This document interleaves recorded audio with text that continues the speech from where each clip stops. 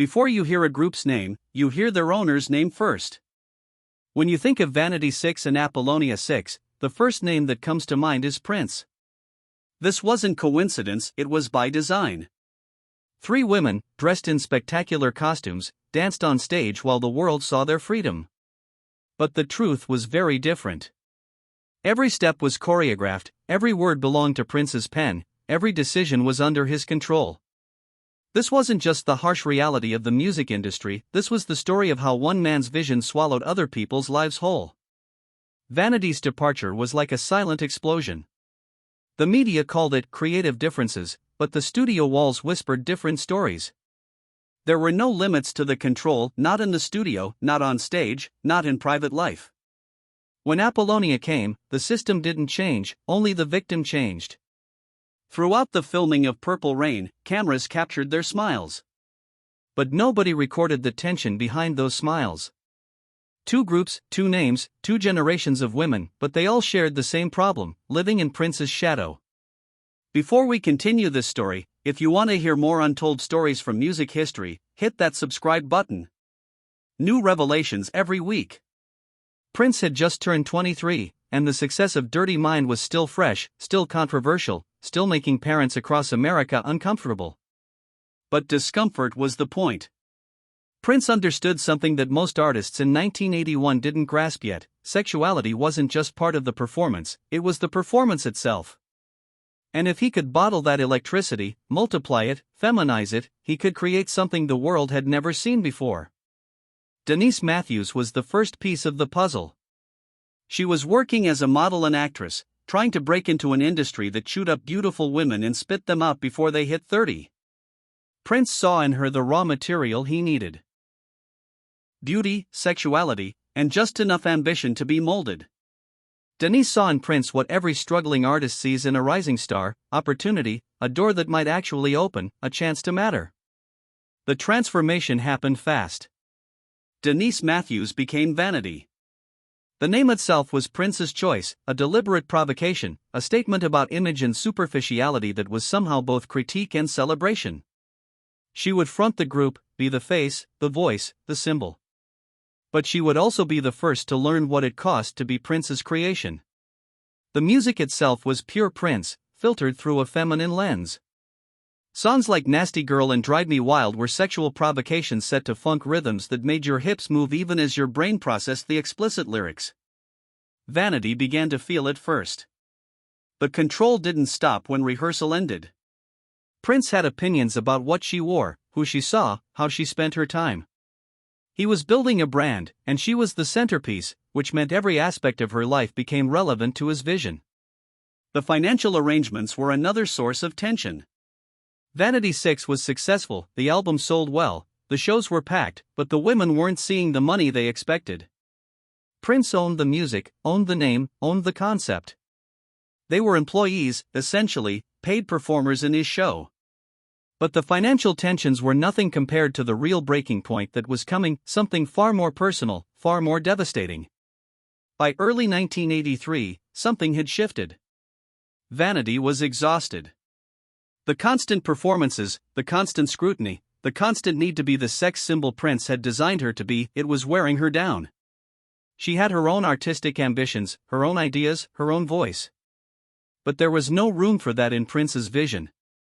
Vanity 6 was a concept, and concepts don't have their own opinions. There were arguments. Behind closed doors, away from the band members and the hangers-on, Vanity and Prince clashed. She wanted more control, more input, more recognition as a creative partner. Prince saw this as betrayal. He had created her, named her, given her everything she had. How could she ask for more? This was the fundamental disconnect. Vanity saw herself as an artist collaborating with Prince. Prince saw her as a component in his larger machine. The breaking point came when Prince started planning his next project, a film that would eventually become Purple Rain. He wanted Vanity to star opposite him, to play the love interest, to be immortalized in what everyone sensed would be a major cultural moment. This should have been the ultimate prize, the culmination of everything they had built together. But Vanity hesitated. The script required nudity, vulnerability, emotional exposure that went beyond anything she had done before. She had concerns. She wanted to negotiate. She wanted some control over how she was portrayed. Prince didn't respond well to negotiation. In his world, you were either in or you were out. Committed or disloyal. There was no middle ground. The conversations became confrontations. Vanity felt trapped.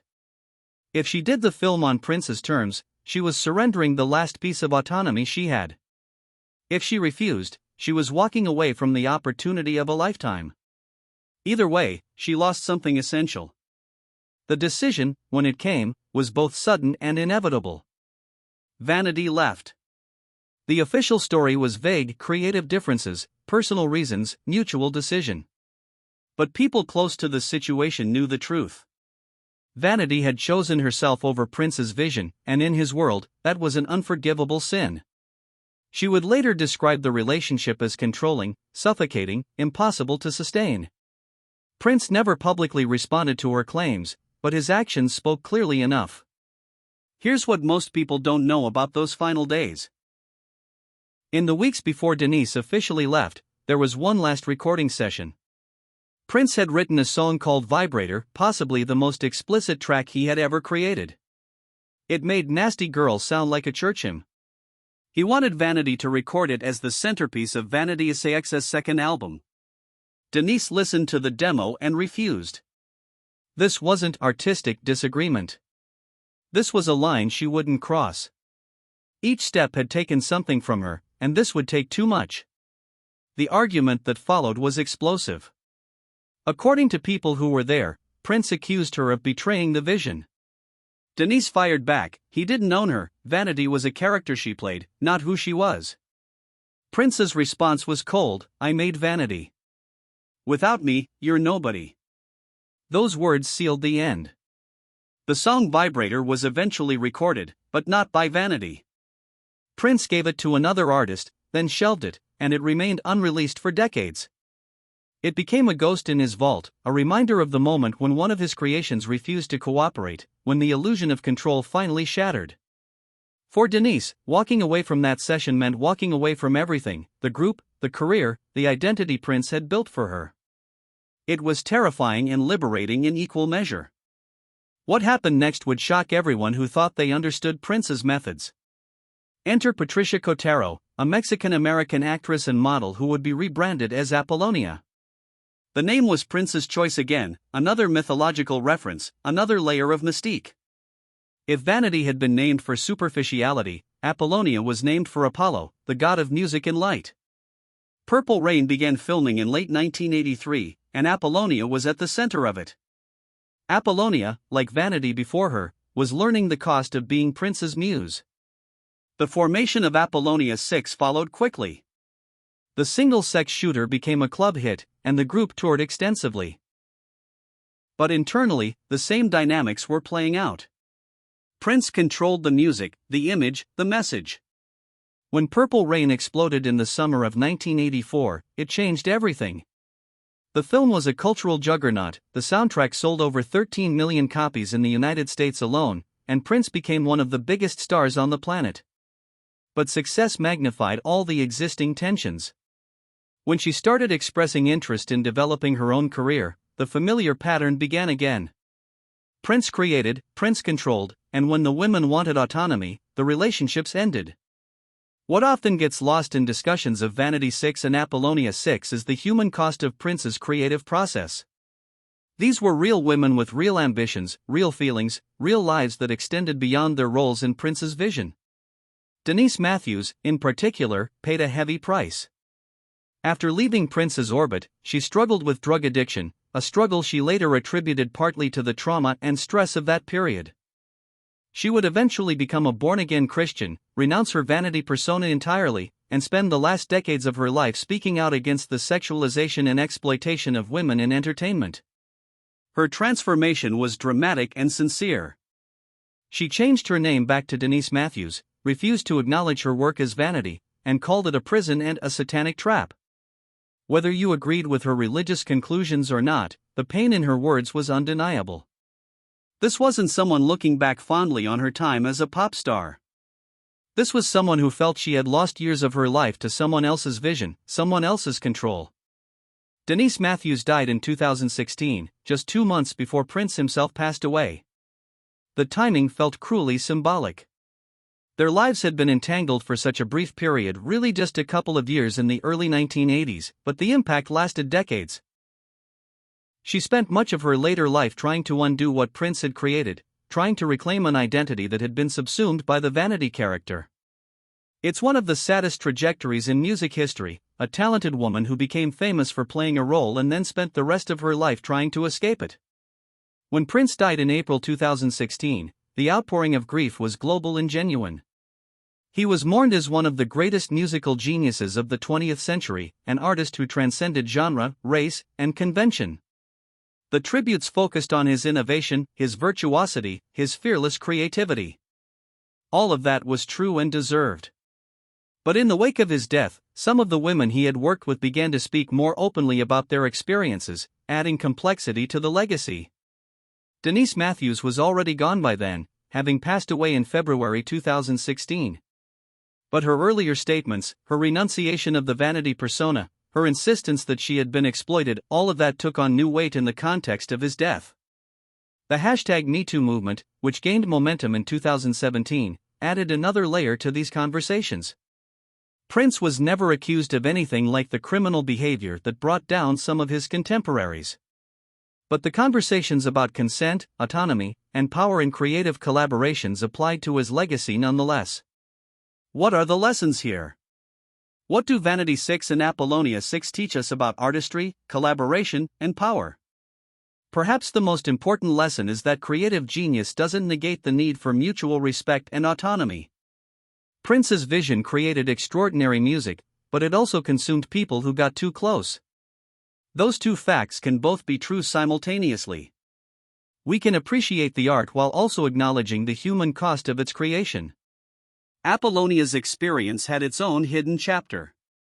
During the filming of Purple Rain, there was a scene that didn't make the final cut. In it, Prince's character and Apollonia's character have an argument about control and identity that was so close to their real-life dynamic that watching it felt uncomfortable.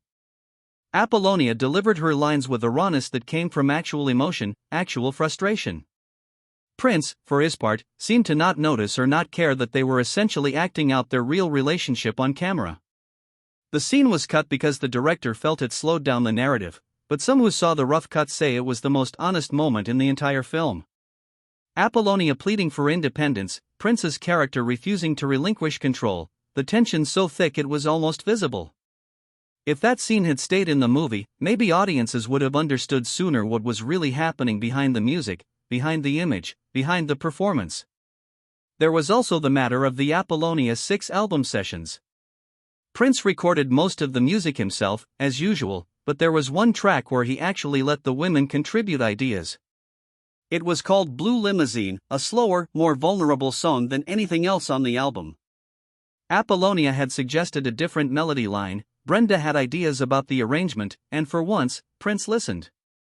The song became a minor hit, and years later, all three women would cite it as the one moment where they felt like actual collaborators rather than performers executing someone else's vision. But that brief glimpse of collaborative creation made the rest of the experience harder, not easier. It showed them what could have been possible if Prince had been willing to share control, if he had trusted their instincts and abilities. Instead, Blue Limousine remained an exception, proof that another way was possible but that Prince wasn't interested in pursuing it. The subsequent songs returned to the usual dynamic, Prince creating, the women performing, no real dialogue or collaboration. In the end, both Vanity 6 and Apollonia 6 were brilliant experiments and cautionary tales simultaneously. They produced music that pushed boundaries, challenged conventions, and influenced generations of artists. They also consumed the women who performed them, taking parts of their identities that some never fully reclaimed. The question isn't whether the music was good, it was. The question is whether good music justifies the extraction of such a heavy price from the people who create it. Prince never publicly addressed these issues. He rarely spoke about Vanity after their split, almost never discussed the dynamics within Apollonia 6. In his worldview, the art justified everything. The music was what mattered. The performances were what audiences remembered. The human complications behind them were private, irrelevant to the public consumption of the work. Whether that perspective was defensible or damaging depends on your values, your priorities, your beliefs about the relationship between art and ethics. What's undeniable is that the pattern repeated throughout Prince's career. Young artists, especially young women, would enter his orbit full of hope and ambition. They would experience the thrill of working with genius, the excitement of being chosen, the validation of being part of something larger than themselves. And then, gradually or suddenly, they would discover the cost. The loss of autonomy, the subordination of their own vision to his, the difficulty of maintaining any sense of independent identity when someone with Prince's charisma and control was shaping every aspect of their public persona.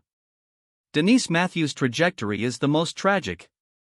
She went from vanity, sex symbol, and pop provocateur, to a religious crusader condemning her own past, to someone who seemed haunted by those years until her death. Patricia Cotero had an easier journey, maintaining her career and seemingly finding ways to honor her past without being consumed by it. Brenda, Susan, and Jill fell somewhere in between, carrying both fond memories and complicated feelings about their time in Prince's universe. The music remains. You can still listen to Vanity 6's self-titled album, still hear the innovation and provocation. You can still watch Purple Rain, still see Apollonia's performance and understand why it captivated audiences. The art survives, which is what Prince would have wanted. But now we also know the stories behind the art, the human cost of its creation, the women who gave pieces of themselves to make it possible. That's the real legacy of Vanity 6 and Apollonia 6. Not just the music, not just the performances, but the reminder that genius operates in human contexts, with human consequences. That creativity doesn't excuse control. That vision doesn't justify exploitation. That we can celebrate the art while also honoring the struggles of the people who made it possible. In 2016, when both Denise Matthews and Prince died within months of each other, it felt like the closing of a chapter. The two central figures in this drama were gone, taking their full truths with them. But the women who survived, who lived through those experiences and came out the other side, continue to tell their stories. Their voices add depth and complexity to Prince's legacy, ensuring that future generations understand not just what he created, but what it cost to create it. The lesson, ultimately, is about power. Who has it, how it's used, what happens when it's abused. Prince had immense power, artistic, cultural, personal. He used that power to create extraordinary music and to control the people around him. Both things can be true. Both things are true. And in that truth lies the complicated, difficult, essential story of Vanity 6 and Apollonia 6, three women who became six, who danced in Prince's shadow, who gave their voices to his vision, and who paid prices we're only beginning to understand.